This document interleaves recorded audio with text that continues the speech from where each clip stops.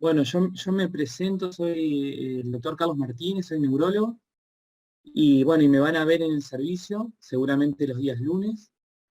Eh, y hoy vamos a comenzar con neuro, vamos a dar ACV, sobre todo ACV isquémico, y mañana que también voy a la facultad, vamos a terminar de cerrar ya el tema, con algunos casos clínicos. Bien. Con respecto a de dónde estudiar, hay un apuntecito que los alumnos que vayan a rotar, o bueno, mañana se los puedo dar, mañana yo los veo en la facultad. Hay un apuntecito que lo actualicé, que no está en el, digamos, puede estar en el aula virtual de la facultad, pero es el anterior. Así que mañana yo se los paso. Vamos a hacer un breve repaso de las arterias, muy rápido. Vamos a empezar con el sistema carotidio. La carótida primitiva derecha nace del tronco brachiocefálico. Esta es la carótida primitiva derecha, este es el tronco brachiocefálico. El tronco brachiocefálico que nace a la derecha del callado aórtico, va a dar lugar a la carótida primitiva derecha. Y la carótida primitiva izquierda nace directamente del callado aórtico. Recuerdan que a nivel del arco de la mandíbula, o del cartílago de la tiroides, se va a bifurcar en lo que es la carótida interna y carótida externa. Lo que a mí me interesa es la carótida interna. Recordar que en la porción final de la carótida interna hay una arteria colateral muy importante, que es la arteria oftálmica, que va a irrigar lo que es la arteria central de la retina. Este parámetro anatómico es muy importante, traten de recordarlo, porque nos va a explicar la clínica de lo que es el ACV o el AIT.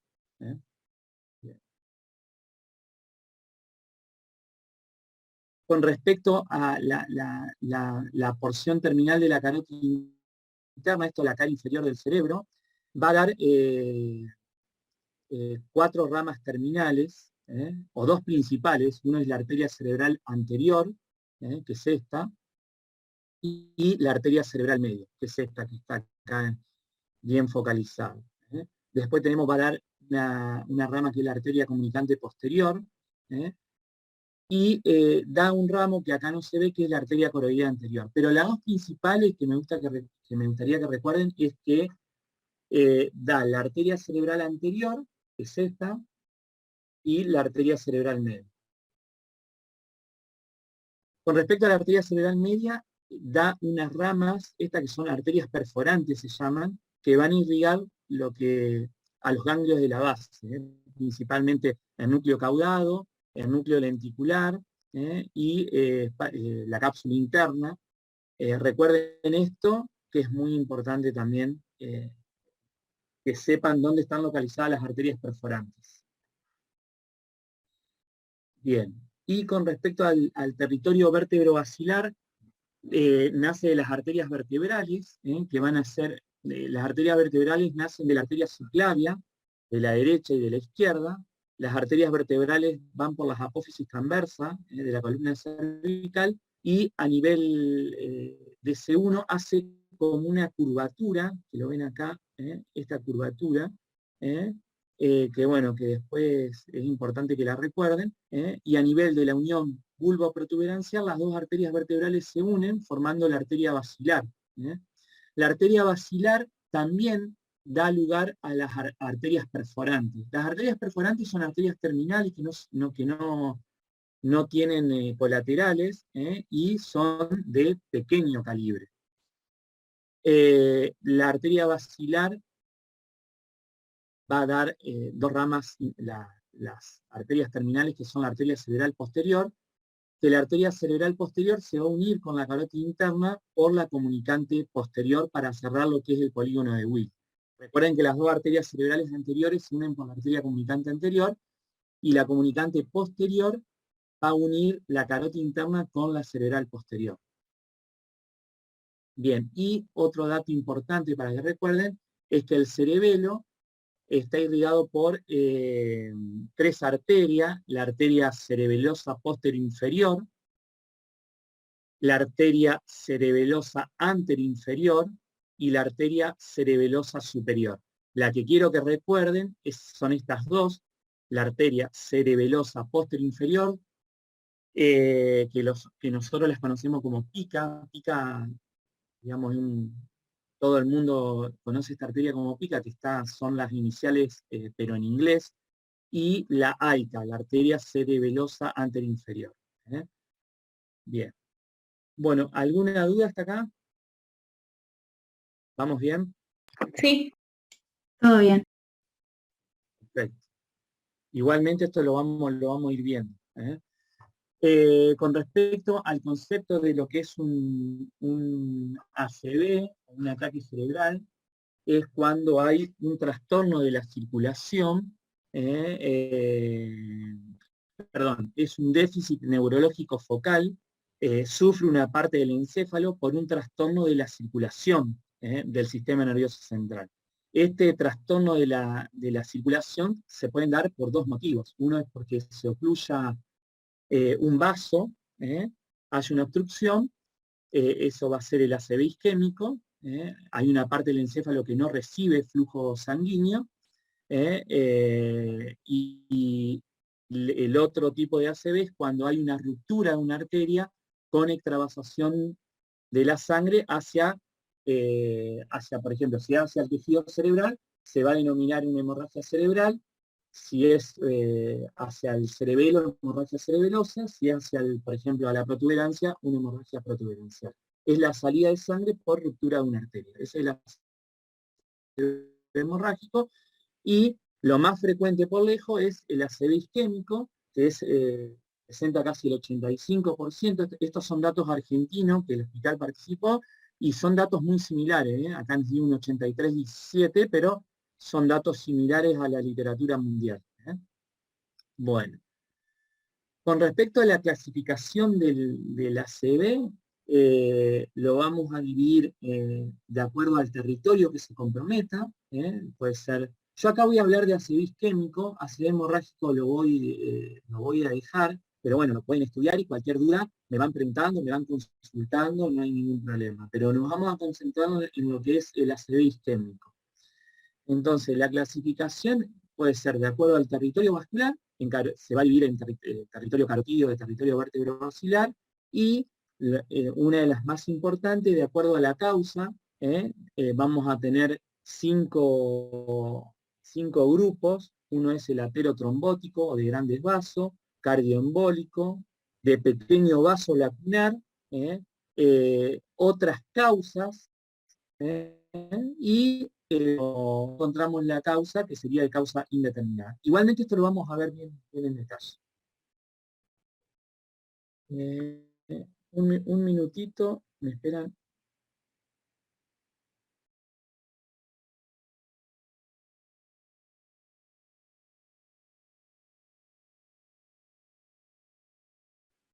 Bien. Bueno, y vamos a ver ahora a qué se denomina el ataque isquémico transitorio. Para denominar, no sé qué han leído de ataque isquémico transitorio, qué idea tienen. A ver, vamos, así lo hacemos un poco más. Me acuerdo que se daba más en adultos mayores, que eran como No, pequeñas áreas de isquemia y que o sea, era como reverber. en realidad, Y que en realidad recupera totalmente la pérdida de la... O sea, si hay una isquemia que produce una sintomatología, se recupera totalmente y tiene un periodo de tiempo más corto la presentación clínica. bien, ahí está, ahí me gustó un poquito más. No tiene daño tisular. Bien, perfecto. Bueno, vamos a explicar, perfecto. Tiraron 2 conceptos que la verdad muy importantes. El ataque isquémico transitorio, nosotros los vamos a dividir de acuerdo a un concepto temporal y de acuerdo a un concepto tisular. El concepto tisular lo tienen más desarrollado los cardiólogos. Ellos para diferenciar entre angina de pecho e infarto agudo de miocardio, la diferencia está en demostrar el daño tisular. Eso ellos lo pueden demostrar, bueno, por la clínica y por las enzimas cardíacas. Nosotros no tenemos un laboratorio para determinar esto, si hay o no daño tisular a nivel neurológico. Entonces, una de las maneras de resolver esto es aplicando un concepto temporal, es decir, si el paciente presenta un déficit neurológico focal, por ejemplo, lo más frecuente es que pierda la fuerza, un paciente que pierde la fuerza del brazo y la pierna en un hemicuerpo, y lo recupera antes de las 24 horas, eso se denomina, tomando el concepto temporal, eso se denomina ataque isquémico transitorio. Ahora, si el déficit focal persiste por más de 24 horas, y ya es la probabilidad es que sea una ACV, que haya un daño tisular y sea una ACV isquémico. No, la tomografía no. Ahí sí hay un método que nosotros utilizamos con el avance de la tecnología, que es la resonancia, que hay una secuencia que se llama difusión y que detecta las lesiones isquémicas en forma aguda. Entonces, aplicando esta tecnología, aplicando la resonancia, yo puedo demostrar si hay o no daño tisular. Volvemos al paciente anterior, que yo le había dicho que vamos a poner que duró 30 minutos, 10 minutos, un déficit focal que dura 10 minutos y que resuelve completamente. Si yo tomo el concepto temporal, digo, estamos frente a un ataque isquémico transitorio. Ahora, si yo tomo el concepto tisular, necesito demostrar si ese paciente tiene o no daño tisular.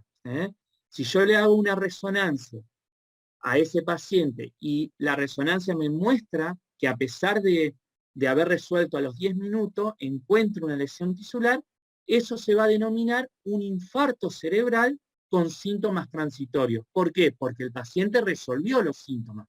Cuando va a la guardia va totalmente normal, no es que persiste, resolvió completamente, pero le hago una resonancia y ese paciente tiene lesión. Eso se denomina infarto cerebral con síntomas transitorios. Ahora, mismo paciente, le hago una resonancia y me da negativa, totalmente normal, bueno, ahí no hay daño tisular y sería el verdadero ataque isquémico transitorio. ¿Sí? ¿Quedó claro? Bueno. Perfecto. ¿Por qué es importante saber esto del ataque isquémico transitorio? Primero, ¿por qué la importancia? Porque tengo la gran oportunidad de... Primero, antes les quiero preguntar, ¿qué hacemos? ¿Lo mandamos por consultorio o lo internamos al paciente? Le hago... Por ejemplo, ustedes si tienen, bueno, van a cursar cardiología, pero ¿qué idea tienen si un paciente viene con angina de pecho? ¿Ese paciente se sigue ambulatoriamente o se interna? Lo ideal No, se sería interna. dejarlo internado. ¿Y se interna dónde habitualmente? ¿En una sala general o en una coronaria? En coronarias. En coronaria.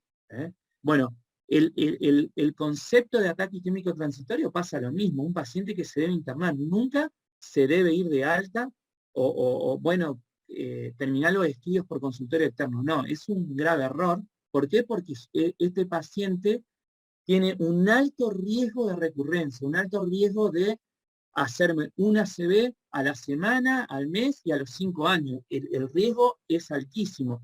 Y no solamente en la parte neurológica, sino también en otros territorios como puede ser un infarto agudo del miocardio o una enfermedad coronaria, una angina de pecho. Es decir, que es un marcador de riesgo vascular y por eso es importante determinar la causa, por qué ocurrió esto. Y otra cosa importante es que si yo determino la causa dentro de las primeras 24 horas, 48 horas, bajo el riesgo de recurrencia a un 80%, es muchísimo. Esa es la importancia. ¿Ok? ¿Quedó? ¿Quedó claro? Y el grupo de mayor riesgo son los pacientes que hicieron un infarto cerebral con síntomas transitorios. Aquel paciente que resolvió los síntomas, yo le hago una resonancia y encuentro una lesión tisular. Ese grupo de pacientes es el de mayor riesgo. Después le sigue el ataque isquémico transitorio, el que le haga una resonancia y es normal, y después, en mucho menor frecuencia, el paciente que hizo un ACV isquémico ya consolidado, el paciente que tiene una hemiparesia, una hemiplejía, ese paciente que ya está consolidado, que se internó, es el que menor riesgo de recurrencia tiene. El mayor riesgo son los pacientes que tienen síntomas transitorios. Por eso la importancia de estudiarlo. Bien. Sí. Bueno, todo bien, pero a mí me gustaría escuchar a ver si quedaron los conceptos. A ver, vamos a ver. Que son bastantes. Una pregunta. Sí.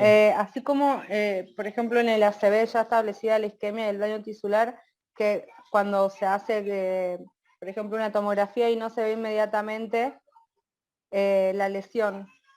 En el caso del AIT, ¿nunca va a aparecer un antecedente, por ejemplo, en imágenes, de que hubo alguna isquemia por más chiquita que sea? Sí, por difusión hay. Cuando vos le haces la resonancia por difusión se ven las nuevas, por ejemplo, en color brillante y las antiguas más oscuras, digamos. Sí, Muy me bien, refería en realidad a la tomografía también. No, ¿cómo es tu nombre?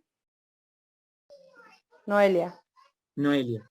Noelia, primero que la tomografía no nos sirve, digamos, nunca te va a demostrar una lesión en agudo, jamás. Así que la tomografía, olvídate. Acá hablamos de resonancia y como dijo Claudia, muy bien, utilizamos una secuencia que es la difusión, que determina que las lesiones crónicas viejas no se ven. Sí, es para determinar si es no lesión aguda y se ve brillante. Vos tenés todo el cerebro y se ve brillante. Las imágenes crónicas no, es como que hace un filtro. Lesiones crónicas no se ven y sí, si hay algún daño tisular en agudo, lo vas a ver brillante, hiperintenso. Ahora le voy a mostrar, a ver, tengo una imagen acá. Vamos a ver, vamos. Bueno, pero antes de pasar a la clase, a ver. Bien. Puede ser, a ver, tengo que, son bastantes, ¿eh? ¿Cuántos son? De pasar, 55 de ahora. de pasar a grupito del año pasado de tener 10 a tener 55 es bastante. A ver, hago al azar. ¿Quién rotó por el servicio lunes?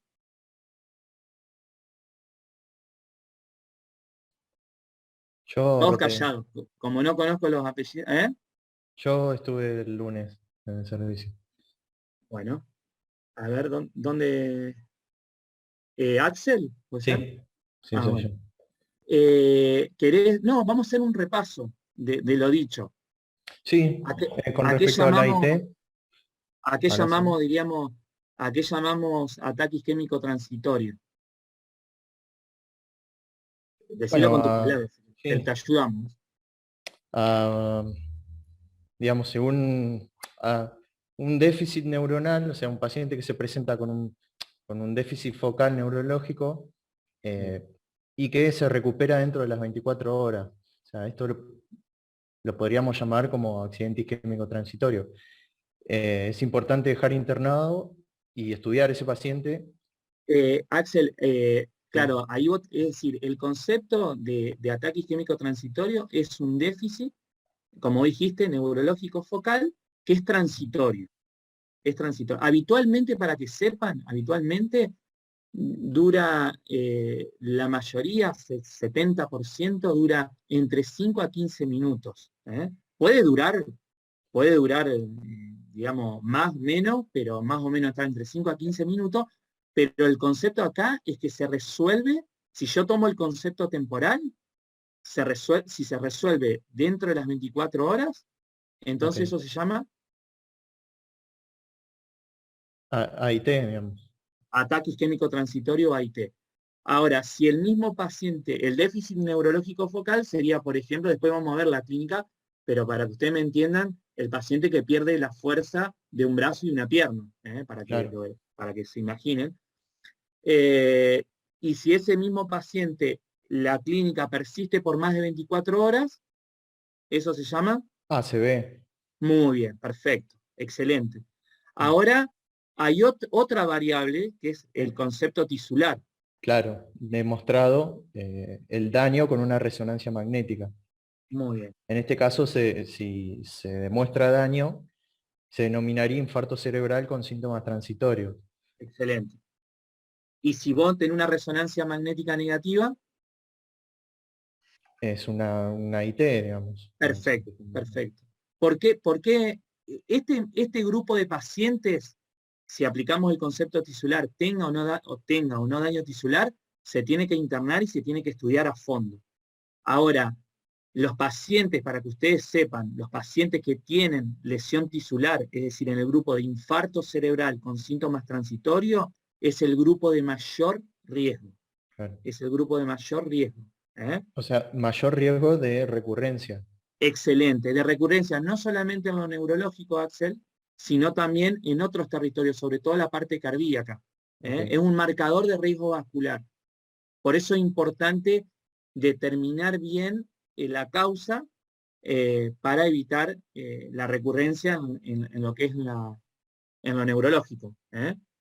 Okay. ¿Sí? ¿Quedó? Sí, Bien, gracias. bien, Profe, perfecto. entonces vos tenés que esperar 24 horas para diagnosticar, para saber si es una IT o es un infarto. O sea, si no se va, Tu nombre es Gabriela. ¿De dónde sos, Gabriela? soy Rocío Ibáñez. Rocío, perdón. No, Sí. perdón, Rocío. Ah, Rocío, ¿yo te tuve de alumna? Soy yo de nuevo, con mis preguntas. ¿Y por qué estás acá? ¿Qué pasó? Pasaron cosas. Pasaron cosas. Bueno. Sí, Rocío, decime. Bueno, que no, o sea, vos, por ejemplo, si sabés que una IT se va a resolver dentro de la media hora más o menos, ¿por qué tomas 24 horas para decir si es una IT o no? Ah, no, y no, porque como yo te dije, el 70, si vamos en porcentaje, la gran mayoría, un 70%, duran entre 5 a 15 minutos. Pero eso va a variar. Hay pacientes que duran 5 horas, 6 horas, 10 horas, 12 horas. Lo que si vos tenés una resonancia, lo definís. Porque si vos le haces una resonancia, sea el tiempo que dure y que el paciente haya resolvido los síntomas, si tiene lesión tisular, es un infarto cerebral con síntomas transitorios, y si no, es una IT. Y después tenés el concepto temporal, que vos, es decir, si se resuelve antes de las 24 horas, se toma como una IT, y si es más de 24 horas, una CV consolidado. Pero todo va a depender en el lugar de donde vos trabajés. Si vos, por ejemplo, trabajás en San Javier, donde vos no tenés resonancia, no tenés, capaz que sí, ahora hay en todos lados, pero en un lugar que donde no haya resonancia, vas a tomar o te vas a guiar por el concepto temporal. Ahora, si vos trabajás en el hospital Cuyen y un paciente que te dice, mira, me duró 5 horas y ahora yo estoy bien, o puede consultar a la guardia, mientras vos vas haciendo las cosas, el paciente resolvió completamente. Vos a ese paciente lo metés en el resonador y encontró una lesión tisular, es un infarto cerebral con síntomas transitorios. Resonancia negativa, AIT. ¿Se entendió? No hay un tiempo. Sí, Si vos tenés perfecto. resonancia, no hay tiempo. ¿Sí? Ok, listo. Gracias. Perfecto. Bueno, perfecto, vamos a la clase.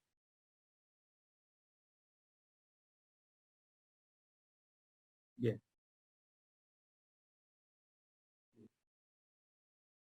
Entonces, bueno, esto ya está, esto está. Después, perdón, hay una. Perdón.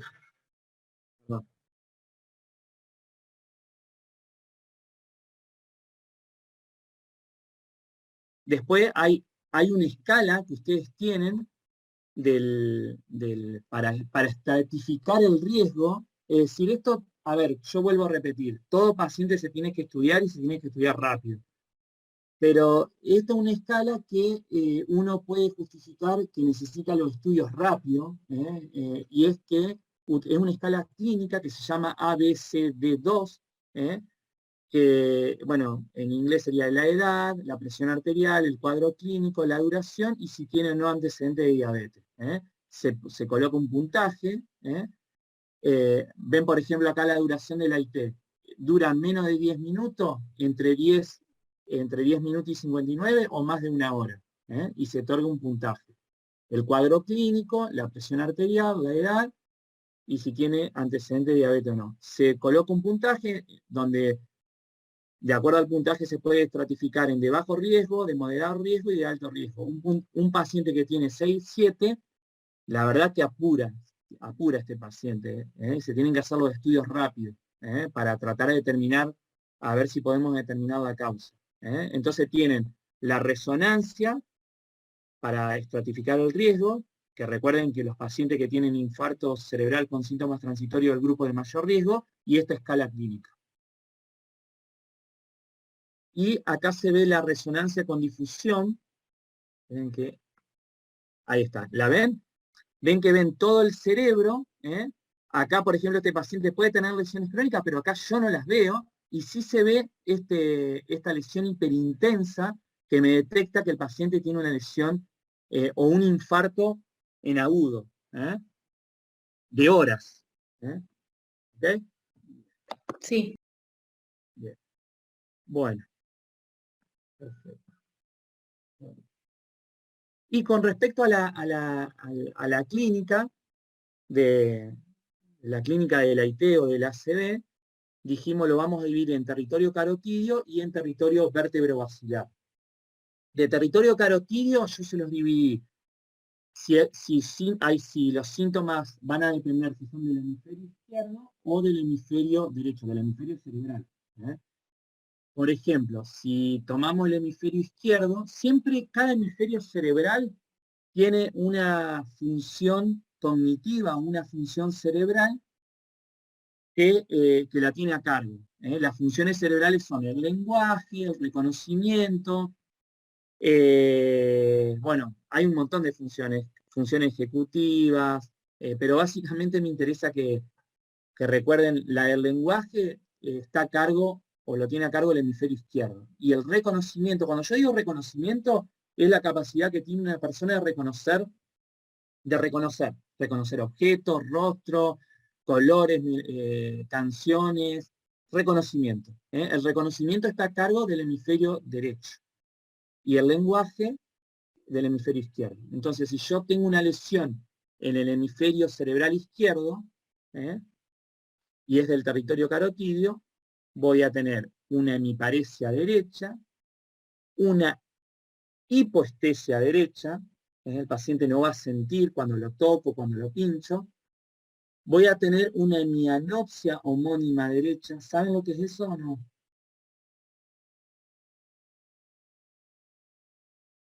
¿No? Son los trastornos del campo visual. Recuerdan que cada ojo tiene un campo visual temporal y un campo visual nasal. Por ejemplo, ojo derecho mío, tengo un campo temporal derecho, un campo nasal derecho. Ojo izquierdo, campo nasal derecho, campo temporal derecho. Hemianopsias homónimas significa que afecta un campo nasal de un ojo, un campo temporal del otro. Y digo hemianopsia derecha o izquierda por la afectación del temporal. Lo denomino en derecho izquierdo. Bueno, después cuando pasen por el servicio vamos a hacer examen físico y ahí se van a dar cuenta. Ok, pero es muy común que tengan hemianopsia, que se encuentre. Después voy a tener una afasia en el hemisferio izquierdo, que es un trastorno del lenguaje. El lenguaje tiene dos componentes. Uno es lo que yo estoy haciendo ahora, que es la expresión, estoy hablando, y otra parte es la comprensión, que es lo que están haciendo ustedes. La expresión puede ser oral o escrita, cuando uno escribe, y la comprensión puede ser escuchando o leyendo lo escrito. Entonces, cuando hay una afasia, el paciente va a tener problemas para hablar o para comprender. ¿Okay? No le salen las palabras. Bien, y lo otro que van a encontrar, que es del territorio carotidio, es que en el lóbulo frontal hay una partecita que se llama, se denomina campo ocular, que si yo estimulo, si yo activo esa área, lo que hace es que, por ejemplo, si yo activo el campo ocular del lado izquierdo, los ojos y las cabezas se van a ir hacia el lado contrario, hacia la derecha. Esa es la función del campo ocular. Dirigir la mirada y la cabeza hacia el lado contrario. Eso sería cuando yo lo activo. O por ejemplo, cuando ustedes giran la cabeza y miran para o dirigen la mirada para un lado, se activa esa área. Entonces, si yo tengo una lesión, no es que se activa, tengo una lesión en esa área, lo que se va a ocasionar es una asimetría. Yo tengo un campo ocular del lado izquierdo, y del lado derecho. Si yo tengo una lesión del lado izquierdo, va a predominar o se va a producir como una pseudoactivación, porque se genera una asimetría. Entonces, se activa el campo ocular del lado derecho y por lo tanto el paciente va a mirar y va a desviar la cabeza hacia la izquierda. Eso se dice, por eso van a encontrar en los libros que el paciente mira la lesión. Es por esto que le estoy explicando. ¿Sí? Bien. Y ahora, ¿quién se anima a decirme del hemisferio derecho? Es lo mismo. Después le agregamos el trastorno del reconocimiento. A ver, Y Rocío. sería perdón. Rocío Gutiérrez. Te Ah. tengo de frente con la pantalla. Eso te pasa por estar con la pantalla. Prendida la cámara. Muy bien. El resto, perdón, Rocío, el resto tendría que tener la pantalla prendida. Así los voy conociendo. Porque... Igualmente, cuando vayan los lunes los voy a conocer a todos, así que nadie se va. Sí, Rocío. Las lesiones del lado derecho. Sí. Entonces va a tener... Ok. Hemiparesia. Bien. ¿De qué lado? Digo izquierda. Bien. El contexto. Hipoestesia era, disminución de la sensibilidad.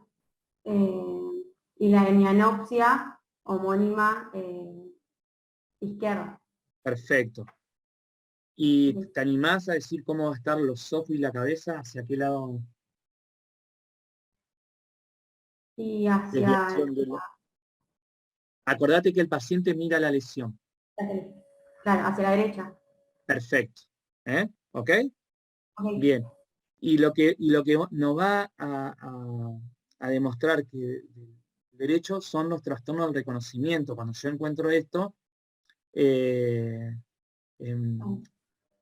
estoy seguro que es del hemisferio derecho. Por ejemplo, yo le dije que era la función del reconocimiento es reconocer todo tipo de estímulo. Una manera de evaluarlo, que está en una escala neurológica, es hacer estímulos simultáneos.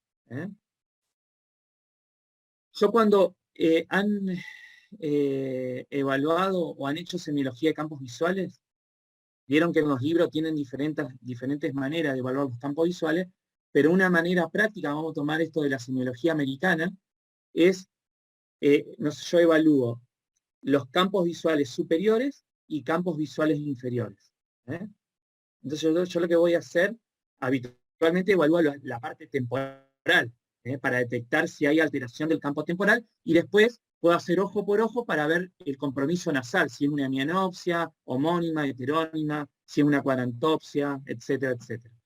Entonces yo lo que hago es mover los dedos de un lado, el paciente me va a decir, está moviendo el lado derecho, del lado izquierdo, pero yo cuando hago estímulo simultáneo, el paciente, si tiene una lesión del lado derecho, del lado derecho, me va a decir que únicamente estoy moviendo del lado derecho, del lado izquierdo no estoy moviendo nada.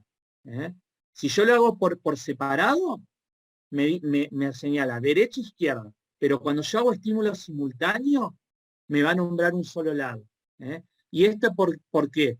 Porque cuando yo hago estímulos por separado, yo estoy evaluando, esto bien de neurología, la vía óptica, el nervio óptico. Pero yo cuando hago estímulo simultáneo, estoy evaluando corteza cerebral, lóbulo parietal. Entonces, primero me tengo que asegurar que la vía óptica esté perfecta, porque si, por ejemplo, si el paciente tiene un daño en el nervio óptico y está ciego, no me va a poder identificar el estímulo que yo le estoy haciendo porque está ciego, no porque tenga una lesión cortical. Entonces yo me aseguro que la vía óptica esté perfecta. Ahora, cuando hago estímulo simultáneo y me señala sobre todo que estoy moviendo al lado derecho y el izquierdo no lo ve, eso es un trastorno del reconocimiento y es un problema del lóbulo parietal. ¿Quedó claro? ¿Sí? Sí.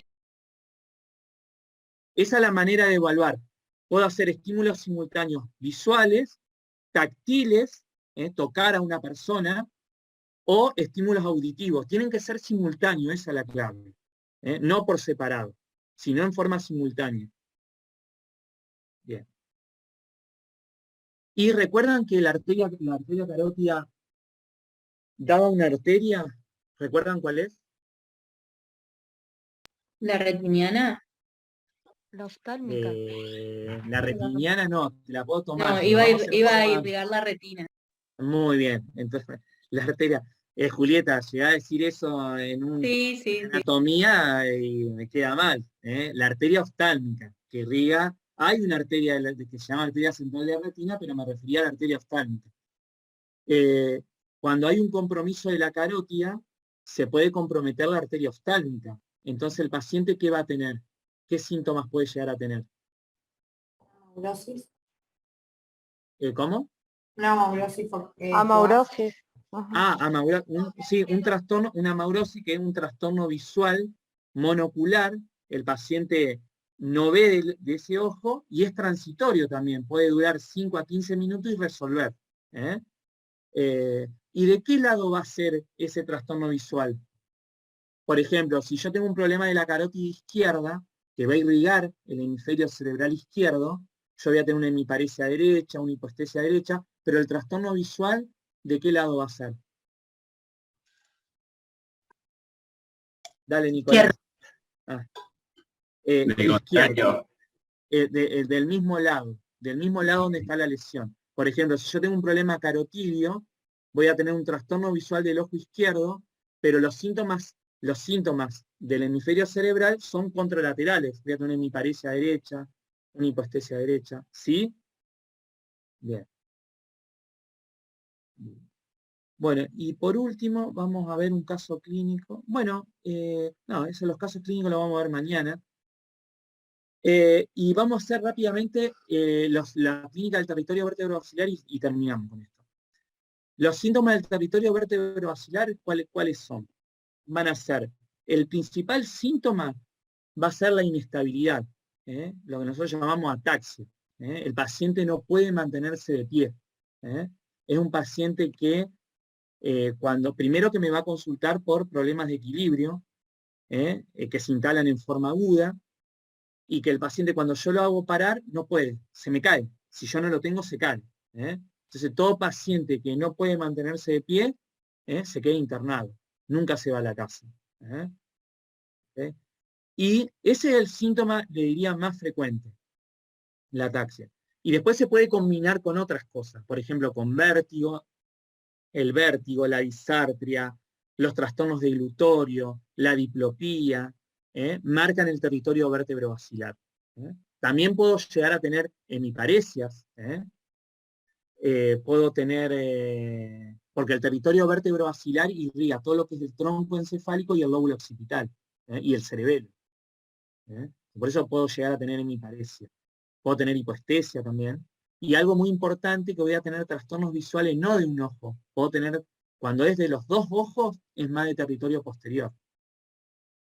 Puedo tener una ceguera bilateral, que se llama ceguera cortical, o trastornos visuales transitorios bilaterales. No de un solo lado, sino bilaterales. ¿Quedó esto? Bien marcado cuáles son los territorios vértebro-basilares. Después, un dato muy importante son los síndromes alternos. Los síndromes alternos, ¿saben lo que son los síndromes alternos?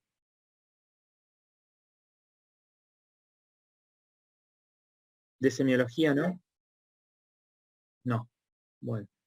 Los síndromes alternos son primero te indica una lesión de tronco cerebral, y denominamos síndromes alternos cuando hay un compromiso de un par craneal y signos de vías largas.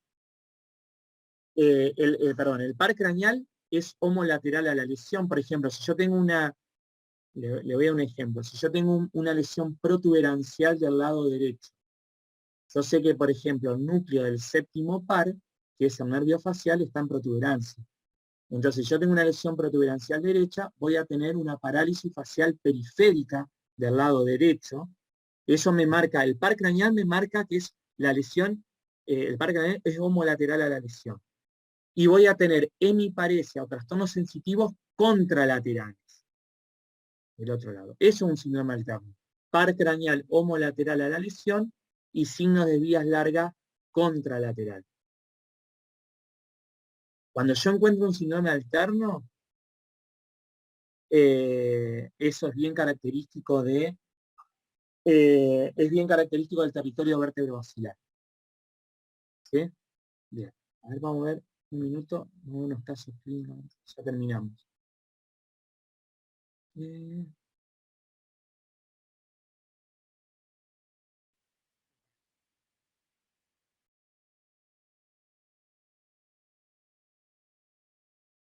Vamos a ver si escuchan. Con la palma hacia arriba. ¿Escuchan el sonido? Sí, sí. Bien, bien. Vamos a ver. Muy bien. Ahora levante el otro brazo, por favor, Luis. Baje este y levante el otro brazo. Levántelo. Bien, con la palma hacia arriba. Manténgalo ahí. Bien, ahí ¿qué encuentran? ¿Qué tiene el paciente? Hemiparesia. Tiene una debilidad, vamos a ver, una debilidad en el brazo derecho o izquierdo. Derecho. Derecho, perfecto. Entonces, si esto fuera de territorio carotidio, Julieta, ¿qué esperaría encontrar? ¿Una afasia o un trastorno de conocimiento? Afasia. Muy bien. Vamos a ver este video ahora. Presta atención, Luis. Esto, ¿pincha o toca? No. Acá es igual. Es igual. Esto, No. Menos. Sí. Del otro lado. De nuevo, diga sí o no. eso. Esto, Nada. esto, Sí. esto, No. esto. Sí. Bien, ¿y ahí qué tenemos? Una hemiparesia. Acá estoy evaluando la sensibilidad. Vieron que lo estoy Hipoestesia. pinchando. Hipoestesia derecha. Hipoestesia del lado derecho. Entonces tengo una hemiparesia derecha, una hipoestesia derecha, y ahora vamos a evaluar el lenguaje.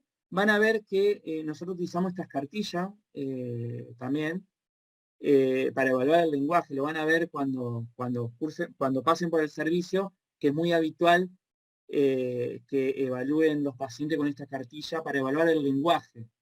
Recuerden que el lenguaje tiene, no se los dije, el lenguaje tiene, se evalúa la fluencia. La fluencia es la cantidad de palabras que uno puede decir en forma fluida, para que usted me entienda. Después la denominación, la repetición y la comprensión. Evaluamos eso. Bueno, vamos a ver.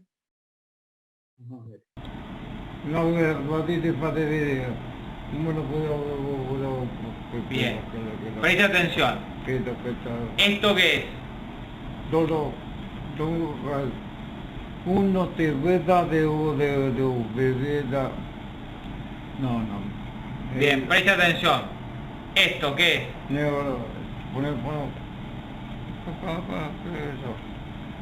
Bueno, y esto hasta creo que mi hijo se da cuenta que el paciente no puede hablar. Es decir, no le salen las palabras. No le salen las palabras y acá estamos frente a una afasia. Entonces ya con esto me dice que es de territorio bien carotidio por la afasia y es del hemisferio izquierdo. ¿Sí? Puede ser que había otro tipo de afasia que el paciente hablaba mucho y no se daba cuenta de que en realidad no estaba O sea, no se Muy daba bien. cuenta de que no era Jul- Jul- comprensible, digamos. Julieta, tener distintos tipos de afasia, tener la afasia Ujú. de expresión, de comprensión, por eso se evalúan distintos, esto es lo que yo te nombré, la fluencia, la denominación, la repetición, la comprensión, porque de acuerdo a que esté afectado tenés distintos tipos de afasia. Pero esta es la más frecuente, la afasia de expresión, el paciente no puede hablar, no le salen las palabras, y bueno.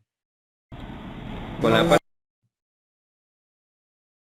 Bueno, y esto vamos a ver del territorio vértebro-basilar. Ven que la ataxia, bueno, ya van a ver esto también en lo que es vértigo, que la ataxia, la inestabilidad, el hecho de evaluar al paciente nos puede indicar si es un problema benigno o un problema grave. Y vamos a ver este paciente. Si ustedes se fijan, si yo lo suelto al paciente, se me cae para este lado, tiene una fuerte tensión y no puede caminar, cuando este paciente caminaba normalmente. Otra manera de evaluar la ataxia de tronco es pedirle al paciente que cruce los brazos y lo hacemos sentar. Esto es para evaluar el vermis, la parte central del cerebelo. Un paciente normal se puede sentar, porque hay una coordinación entre lo que es la musculatura abdominal, el paciente se puede sentar. Como hay una incoordinación de la musculatura, el paciente no se puede sentar y eleva los miembros inferiores. Cuando yo encuentro esto, es una ataxia de tronco. Ahora lo vamos a ver en el video. Sentate. Yo le pido al paciente que Vamos. no lo puede hacer, eleva los miembros inferiores. Bueno, listo. Y si yo le doy un apoyo, que es lo que le falta al cerebeloso, esta coordinación, lo va a poder hacer. Vamos ahora, sentate. Perfecto. Cuando yo encuentro esto, esta es la maniobra para determinar una ataxia de tronco, que lo van a ver que lo hacemos también. Bien. Y por último,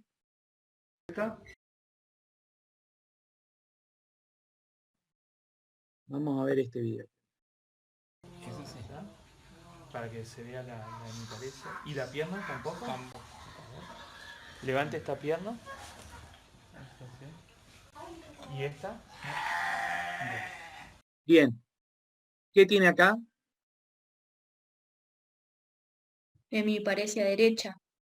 Sí, más que una hemiparesia, Julieta, una hemiplegia. No pueden mover nada. No mueve nada, claro. Y acá vamos a ver la movilidad ocular. Si yo le pido que mire hacia este lado, hacia la izquierda, yo voy a evaluar el recto externo y el recto interno de este ojo. Si yo le pido acá, voy a evaluar el recto superior de este lado y el oblicuo menor de este lado. Si voy para abajo, recto inferior de este lado, oblicuo mayor de este. Voy hago una H. Hago esto, arriba, y después voy para allá. Así se evalúa la movilidad ocular. Vamos a ver qué encuentran acá. Mira acá. Mira acá. Acá yo le pedí que mire a la derecha. El recto externo, que está inervado por el septo, va bien, y el recto interno del ojo izquierdo también. ¿Sí? Bien.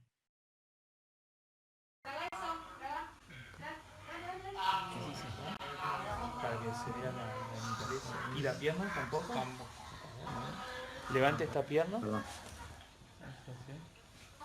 ¿Y esta? Acá. ¿Qué pasó? Este recto interno está bien. ¿Y este? ¿Qué pasa? ¿Lo ven? Sí, no acompaña al derecho. Muy bien. Eso tiene un recto externo del lado izquierdo. ¿Y el recto externo por quién está inervado? ¿Recuerdan? ¿Qué par craneal es? Por el sexto Tercero, par. cuarto, sexto. El sexto, cuando es horizontal. El sexto está en protuberancia. Entonces me indica que tiene una lesión. Yo no necesito una resonancia para determinar dónde está la lesión. Tiene una lesión protuberancial, posterior medial del lado izquierdo.